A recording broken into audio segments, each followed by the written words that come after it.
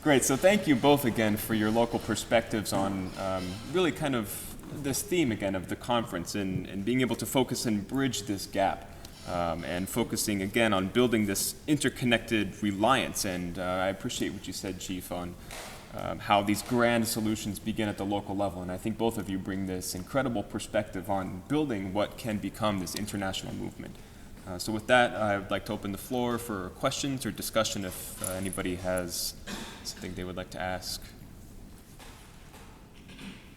Yeah, so I had one question for Mr. Boykin. Yeah. So, thanks again, great presentation, the great work is made. The one that struck out was the affordable housing, because, I'm coming from California, and obviously there's a lot of resistance locally to support affordable housing growth.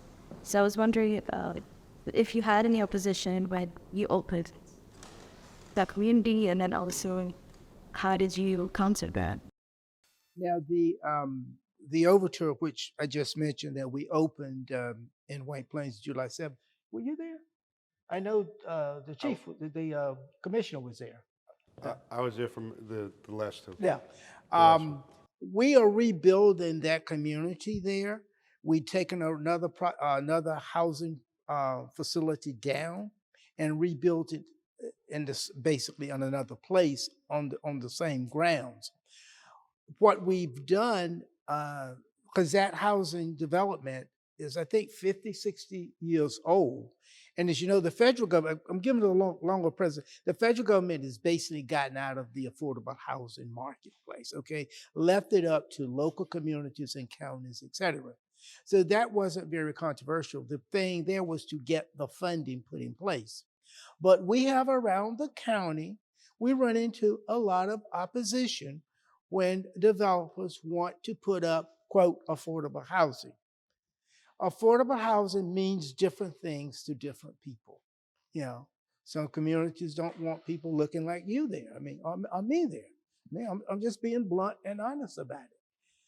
However, a lot of times when these facilities open, it's very different that the people that go there and live there are very different than what you think they might be. We do get a lot of pushback. We do have some communities that will not build affordable housing for various reasons, and others are very welcoming. In fact, White Plains has a tremendous amount of affordable housing because we have embraced it. When I was on the Common Council, we made sure that when developers were building facilities, they used to have to put 6% affordable.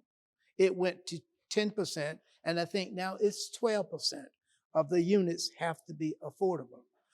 Other communities have not adopted an affordable housing ordinance. So we're continuing to work through that. And the county, the $50 million that the county has put in is there to help the developers when they locate a land or a project that they can take down and build affordable housing.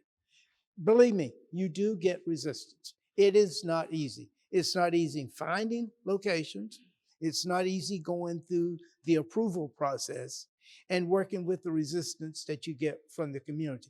That is clearly conflict resolution at its best. Chief, you may have something to say. No, I just said, it happens to be one of the projects they're talking about in White Plains. And what I've observed is again, these buildings are 50 to 60 years old, and let's say had, I don't know how many, but let's say 70 units. The buildings they're building have over 100 units. So it may seem like small numbers, but at least the newer buildings that are going up are being built bigger to provide for more affordable housing. That's my observation for the project that the legislators talked about. Yeah, thank you. I have a question for you, Benjamin. I'm quite impressed by what you do, especially in legislation. Mm-hmm. I'm interested in the age waste for purchase of tobacco. My question is, do you get to face opposition to that? And will you be okay if you speak a little bit about what you do to support agencies that are, of course, tasked with the responsibility of ensuring compliance to some of this legislation if they are passed into law? Okay, thank you. That is an absolute great question. When I was approached about moving the age of tobacco from 18 to 21, because this young man out of Scarsdale says, we got too many young people who are using cigarettes, Juul, okay? And Juul, the way it looks, it's very deceiving. So we did a lot of studies. We reached out to a lot of people. Look, we got tremendous pushback from the individuals that represent the tobacco interests, et cetera, from people saying, no, there's not an issue that we need to deal with. We listened, and then we modified the bills as appropriate, then passed it to make sure that we could withstand a court challenge. We haven't had a court challenge on that at this point in time. But these things are controversial. They're not without controversy. The important thing a lot of times is to get those that are against it and those that are for it. We get them all in the same room at our committee tables, and we discuss what's going on. We've got an issue going on literally as we speak. I had a discussion on it yesterday. We're looking at banning menthol cigarettes. I've gotten, 150 emails already saying, don't do this. Okay? I was looking at my assistant back there. Don't do this. It was introduced by our chair of the health department. We have committees of our health committee. I think that we need more information before we do this, because what are we getting? You're going to put minority businesses out of business, okay? You're going to put hookah individuals and people who smoke hookah. That's part of you have it at restaurants or sometimes at homes, etc. You're fitting to put those out of business. You carve this out for hookah. We had other comments that, why are you doing this? If people are adults, you've already banned it up to 21. Adults should be able to make the decision they want to make for smoke. I said when I was talking to someone yesterday, I don't think this legislation is ready. We need more discussion. We need more research. Even though we've had major organizations like the NAACP come out and say, yes, this would be good, but you've got to look at all sides. We want to be open. We want to have businesses survive. We want to take care of people's health. So these are the kind of things that we're going to do. I don't think we're going to get this done this year, and I don't think it's going to get done next year. That's kind of where I am at this point. Great. Yes, question. Oh, and then here. Yeah. Well, two things. One is I wasn't American.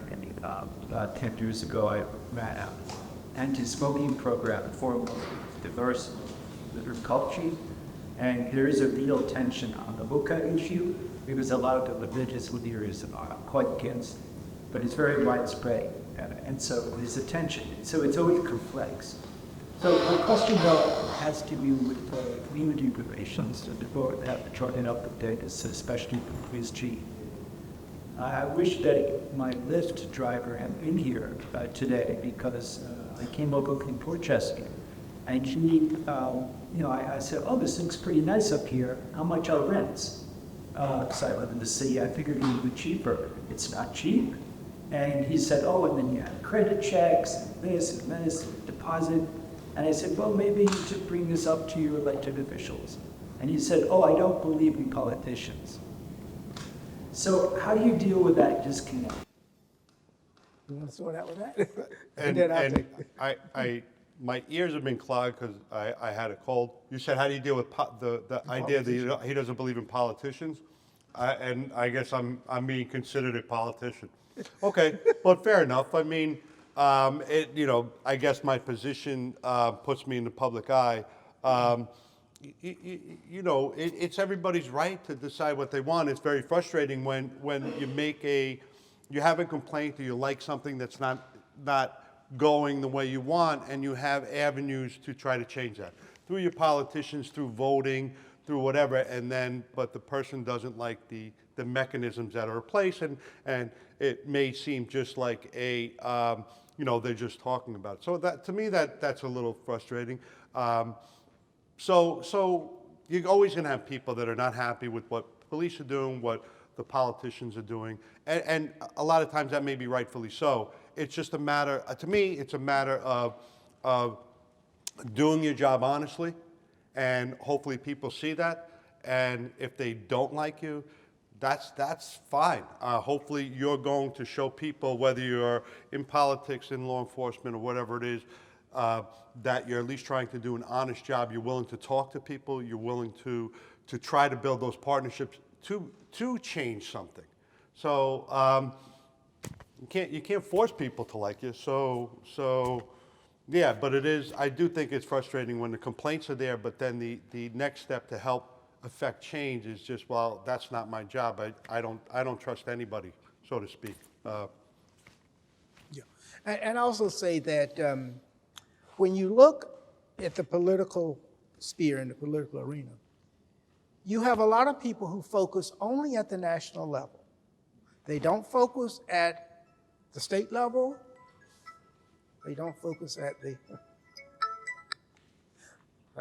they don't focus at the county level and the local level.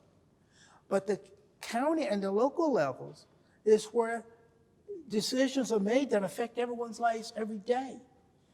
What happens in White Plains with the Common Council or the police department, the fire department, that affects you every day, okay? What happens at the county? This is the local decisions which really impact the lives. The bills and laws that we pass at the county, they affect everyone in the county and all. And we try to be responsive, to listen to everyone, and pass the laws that most people would be amenable to doing. But you can't, it's like you can't please everyone at all. So I wish your Lyft driver would have been here this morning. That would have been great. Thank you both for being here and for what you've shared, especially given the international range of the audience. I'm always so proud when Westchester gets to be focused on. And I just wanted to add, Legislator Boykin, to your accomplishments, especially around building an inclusive Westchester. My understanding is under your leadership as chair that the YWCA White Plains was able to launch the Westchester Center for Racial Equity last year. So of course, thanking you for your leadership in getting the board to support the launch of the center. And as the center, before it launched, the YWCA was already doing some community work, and part of that work was not with the White Plains Police Department, but with Irvington, in being able to provide consultation with them around how to be a more equitable police department. And so I wonder for White Plains specifically, I know you didn't have time to talk about all the different training that's offered, but we work a lot with community coalition groups. And one such group that has come to being in the past few years is Restorative Justice Westchester. And so I'm curious, in the training that the police in White Plains receive, if restorative justice is introduced as a concept, and if there's any partnership with Restorative Justice Westchester on working with members of the police department on that framework. So I don't think presently, but in terms of some of the things, I mean, certainly the Police Reform Committee, I was on the committee, worked with everybody. We took it seriously. We had a great committee. I worked with, I build relationships with Janice Griffiths from the Greenberg White Plains NAACP, and many of the other groups there. So not so much the restorative justice. I think that came after it. I'm assuming, or out of some of the George Floyd after the George Floyd tragedy. But more than willing. I mean, if it's a local group and there's a way we can potentially collaborate, I'll be more than happy to give you my card and my contact, and and we'll see. There's a lot of different entities out there that all have good ideas. So anything local. You said I apologize so much. You said it's not the mask. But Irvington. You said you guys work with Irvington. Yes, the YWCA under its previous leadership, Maria Imperial, had worked with the Irvington Police on their, I think, similar with their reform committee. Right, yeah. On getting them smooth, like kind of like facilitating, one of the co-facilitators of that process. Great. So, but absolutely, yes. I mean, at the very least, I would never say no to having a conversation to see how we could help each other out. Yeah. And yeah, I was there with Muriel. We did set up the racial justice thing, and the new chair is my church member. Okay. Yes, she goes to Union Baptist Church. So she's just been named the new president and CEO of the White Plains Central Valley or YWCA. So that happened October 1st is when she started? We'll start October 3rd. October 3rd. So start Monday. She'll start Monday. So and she should definitely contact Chief Castelli, and she should contact my office too, so that we can move forward together. Yeah. Great. So we have time for maybe one or two more questions. Yes, please.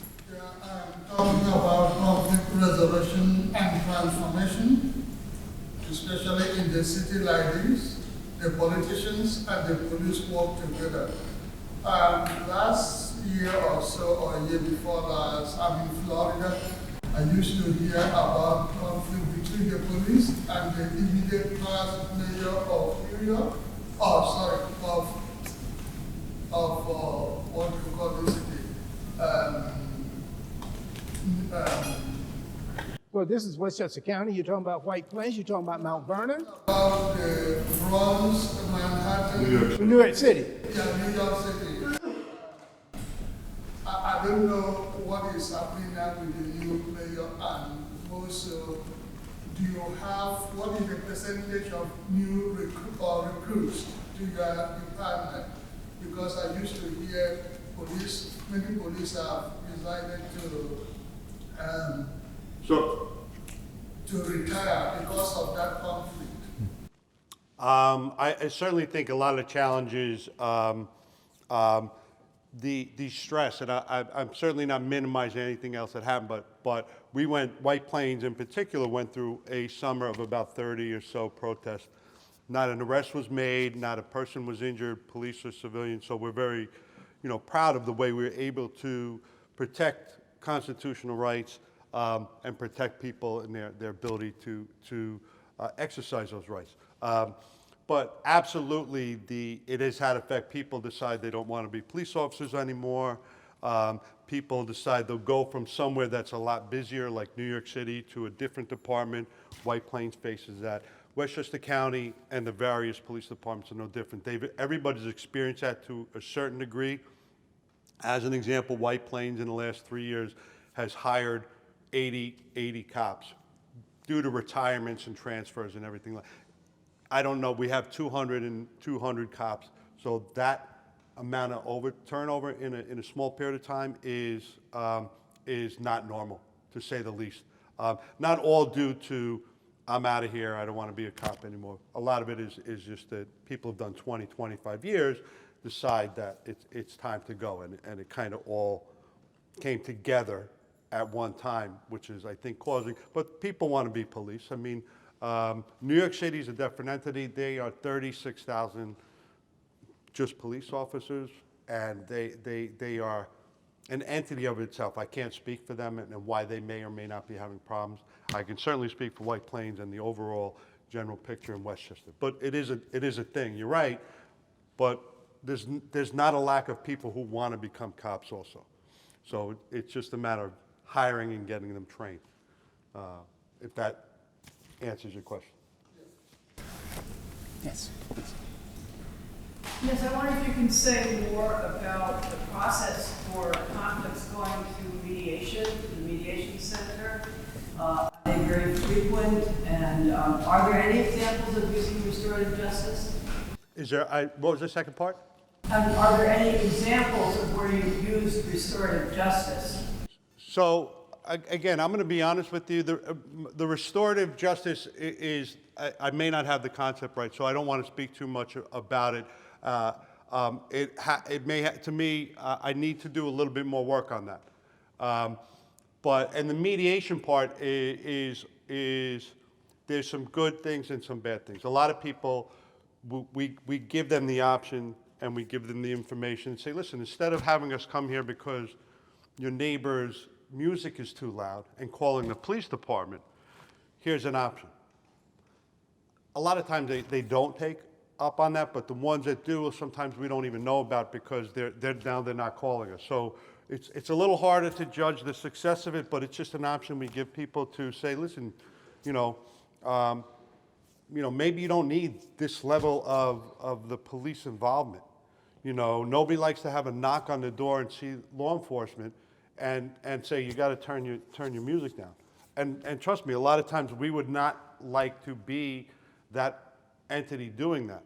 But at the same time, a resident calls, and White Plains is very service-oriented. If you call us, we're coming. We're gonna help you. It would have to be a very limited circumstances where we would say, no, we're not. There's nothing we can do about that. Again, I'm looking forward to speaking more with you and understanding the implication, not the implementations of restorative justice. Great, yes, last question. Please. So I just, listening to you is very fascinating, and I live in Dayton, Ohio, where we have a mediation center. We recently, in the last year, started an early response unit, which is mediators going out with the police and mediating on site. And that seems like that's going to be a very good program because it's getting a lot of good feedback about, and the idea of that was to de-escalate because mediators are really good at it. So I'm putting their plug and you think about it. Yeah. Well, each department obviously runs a little different.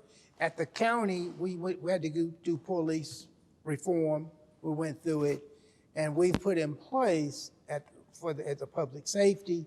When a call goes out, we try to make sure, does it need to have a social worker with them, a psychologist with them and all. We're trying to work through that because so many of your calls that go really are the issues relating to mental issues and mental illness and all. And the chief talked about when he had the young 13-year-old come in and say, hey, if I'm stopped and I'm having an attack, I have no problem. It's a mental issue or something like that. It's not another issue. And hopefully over time, as training takes place, everyone will be more involved and understand that, the person is not trying to be against the police. They're going through a mental issue. I mean, I think like in the domestic disputes or just neighborhood disputes, it works really, really well neighbor to neighbor because instead of calling to have them come in and resolve it, the mediators can resolve it at the moment. And that's the way it's working. We had to go through a lot of searching to make sure that everyone's safety is concerned and a lot of training for our on-site mediators. But it's a little different than a mental illness issue. It's more of a really de-escalating anger and frustrations that might be happening. And I certainly think it's something that I will do some research on. We're always looking for a program that will help that. The de-escalation, I can't tell you, again, understanding the last couple of years of how the concerns have spiked, but we have, again, White Plains have done de-escalation for years. It is extremely important. So anything where our presence, we can help to de-escalate something, I understand it. The uniform can at times escalate, make people more stressed out, more concerned, when we truly are there to try to resolve the conflict. Our mere presence sometimes can make it worse. So when we can, or the perception can make it worse. So anytime we can do something to de-escalate, is something that's well worthwhile. So another thing that I've learned here, I'll be looking up. You guys are all giving me homework. I think you're sounding very good, so I was just putting that up. Great. Well, on that note, I thank you both again for your incredible and distinguished local perspectives. And we're certainly grateful for your time here today and really, again, bridging this gap between both the community implementation on to investing into this greater international cause for developing empathy and peace.